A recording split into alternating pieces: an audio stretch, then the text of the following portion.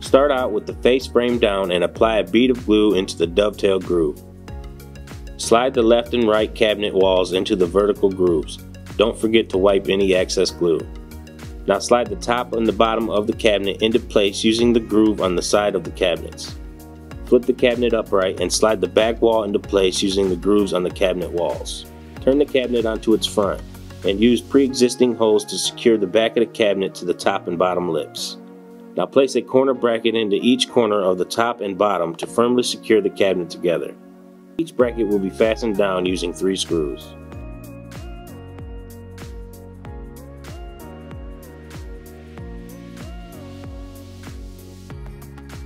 Flip cabinet upright and place shelf clips into the holes on the inside of the cabinet, lip side down. Then place the shelves on the clips and press lightly down until the shelves click into place. Place the door face down and set each hinge into place, making sure the holes on the hinge line up with the holes on the door.